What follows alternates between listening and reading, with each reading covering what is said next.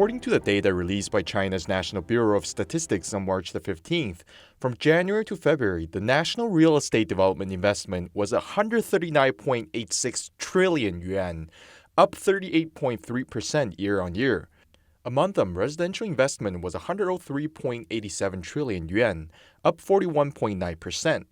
From January to February, the total sold properties area was 173.63 million square meters, an increase of 105% year-on-year, among which the sold residential properties floor area increased by 108%, the sales increased by 144%, and the total sales of properties was 191.51 trillion yuan, an increase of 133%. From January to February, real estate development enterprises ready to invest cash was 305.6 trillion yuan, an increase of 51.2% year-on-year. Such eye-catching numbers can no longer be simply described as the prosperity of the real estate market. However, this corresponds to the fact that from the beginning of 2021, all local governments in China have started to introduce a number of real estate regulation and control policies. From national level to individual cities, these regulations are becoming stricter than the last. But the statistics once again confirm the pattern that the more real estate is regulated, the more it rises. Meanwhile, the boom in China's property market over the past 20 years has led many people to form the illusion that China's real estate bubble will never burst. At the end of last year, Guo Shuqing, secretary of the Party Committee of the Central Bank of China and chairman of the China Banking and Insurance Regulatory Commission, said in an article that real estate is the biggest gray rhino in terms of financial risks in China at this stage. In the March 2nd State Council press conference, Guo Shuqing again pointed out that the core problem in the real estate sector is still the large bubble, which is the neglected threat in the financial system. It's dangerous because many people buy houses not for residential means, but for investment and speculation. His remarks clearly give a signal of the turning point of China's real estate policy. That is, the Chinese government is going to take action to curb the real estate bubble. As a result, since 2021, the Chinese government has introduced a series of successive policies to regulate the real estate market, including banks, real estate companies, and home buyers, and each segment has been strictly controlled. And recently, financial regulators in Beijing, Shanghai, and Guangzhou and Shenzhen are making precise regulation of housing-related funds to strictly prevent the illegal flow of funds such as customer loans and business loans into the property market. For the misappropriation of business loans and consumer loans to speculate on real estate and stocks, once discovered by banks, the loan will immediately be withdrawn by a specific deadline.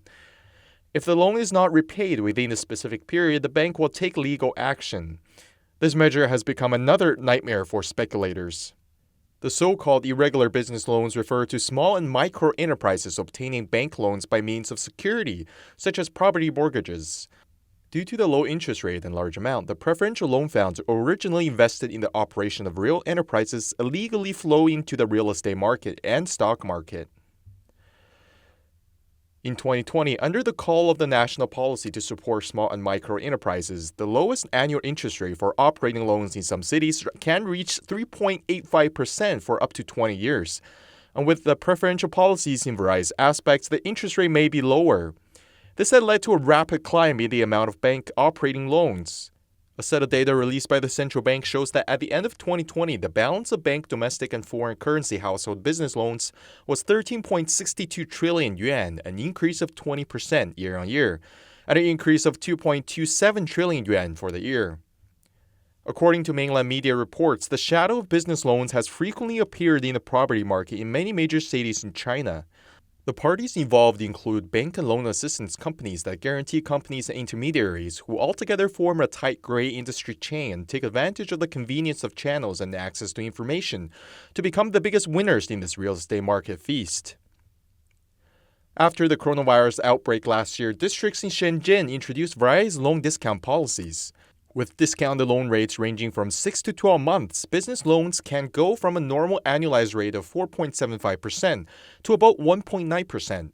Currently, the benchmark interest rate for mortgage rates in China is 4.65%, and almost all cities are currently above this rate.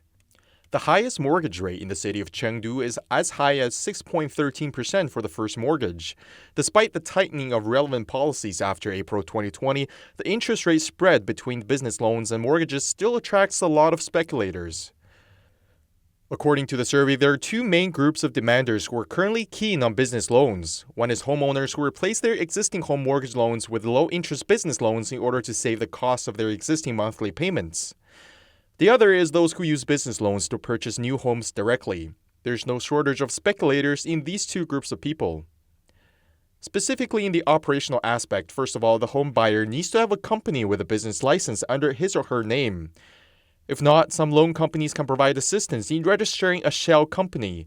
If it is a newly registered company, the bank will not check the past operation. If it is a company that has been operating for a long time, the agency can use their consumer resources to help consumers create a fake bank account, which uses hundreds of thousands of yuan to remit money into each other several times.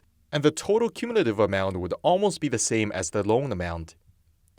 Then an advance is needed to bridge the gap. If you have a house, you can use the funds to pay off the existing mortgage and release the mortgage. New buyers can use the bridge funds to buy a house in full. After the house is transferred to the name of the purchaser, they can use the house as collateral and apply for a business loan from the bank using the company they have prepared.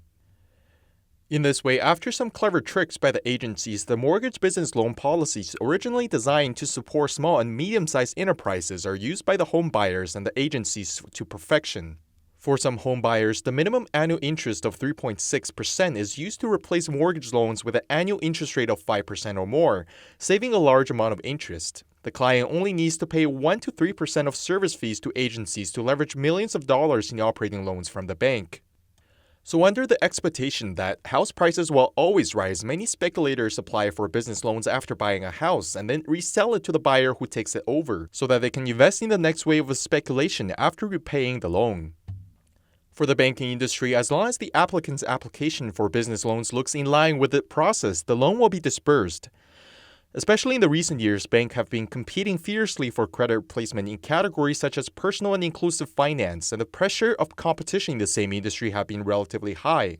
So the corresponding standards for loan review have been relatively relaxed. Especially after last year's pandemic, many small and medium-sized micro-enterprises find it difficult to operate. Many closed down, and some banks' personal loan managers even privately said that business loans taken out for speculation are controllable risks. Businesses then perhaps can become bad debt. The risk of business loans flowing into the property market is not completely uncontrollable for the banks. That is, once the problem is found, it can be pumped in advance. This means that these home buyers may have to pay off millions of business loans in 1 to 2 months. After the loan is withdrawn, the lender will be prosecuted by the bank for loan fraud if the money has been used to buy a house and the loan is not repaid. Therefore, with the current financial regulators scrutinizing business loans, industry insiders warn that there are tax and legal risks associated with the so-called business loan application options currently offered by many intermediaries. Moreover, when the price of real estate falls and the chain of speculation is cut off, it is the buyers who are more likely to bear the risk. So, why did the Chinese Communist authorities introduce such stringent real estate regulation measures? First of all, one important reason is the issue of financial risk we mentioned earlier. Of the 100 financial crises that have occurred around the world in the past, 80 of them were related to real estate. And very often, the more depressed the economy, the hotter the speculation in the real estate. Coupled with the Chinese people's obsession with real estate, it leads to more than 50% of the financial capital flowing into the real estate in various ways. On the other hand, the crazy development of the real estate industry has indirectly led to the recession of China's real economy. Let's look at the set of data. The scale of industrial investment is 97.8% higher than that of real estate investment in 2018, only 23.4% more in 2019, and a mere 5.5% more in 2020. After these 2 years of this and that, the scale of real estate investment and industrial investment is already very close to each other. According to this trend, in 2021, the scale of real estate investment may overwhelm the scale of industrial investment, becoming the most important industry in China for investment. Think about it. For a normal country to develop, industrial investment taking up the largest proportion would be a healthy and sustainable development model. But China's current situation is that although the overall investment is growing, industrial investment is shrinking significantly. This also corresponds to the current trend of bankruptcy, collapse of Chinese real enterprises, as well as the withdrawal of foreign capital and the transfer of domestic capital to Southeast Asia.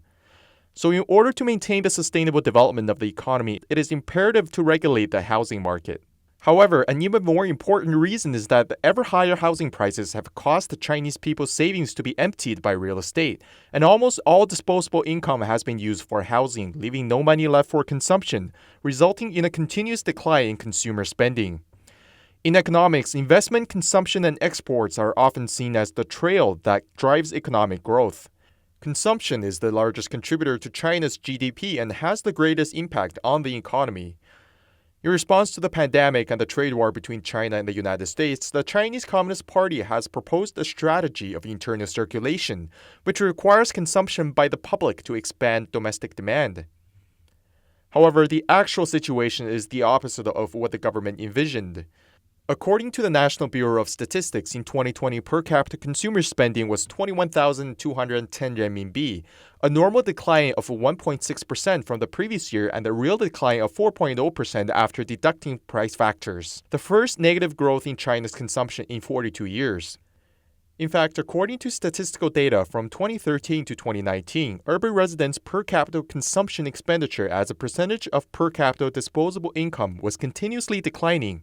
And this phenomenon was particularly evident in major cities such as Beijing, Shanghai, and Shenzhen, where housing prices continue to climb. Although it can't be said that entirely the housing prices have caused consumption to fall, it is clearly one of the very important reasons.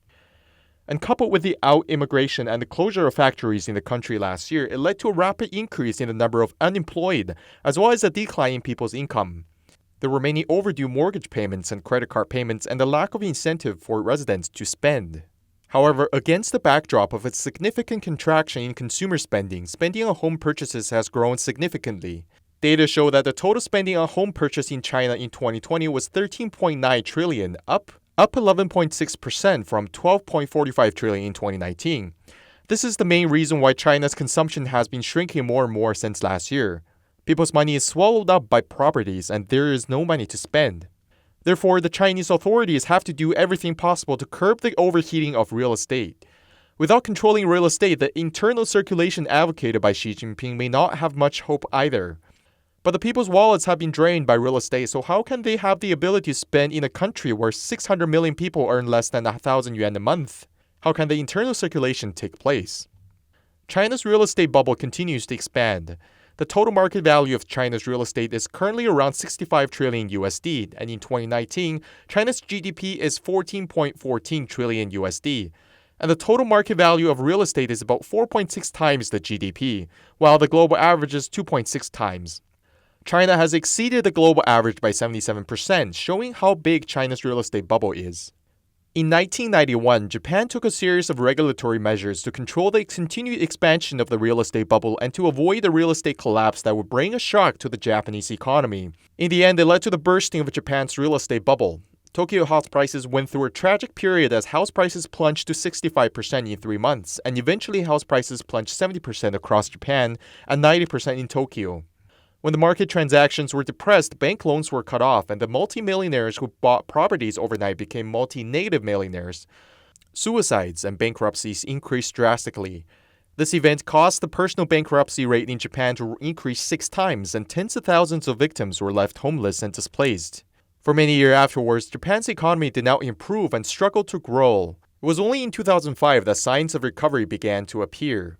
Even before the collapse of the real estate bubble, there were still people in Japan who carried high debts to buy houses, hoping to get a share of the rising prices.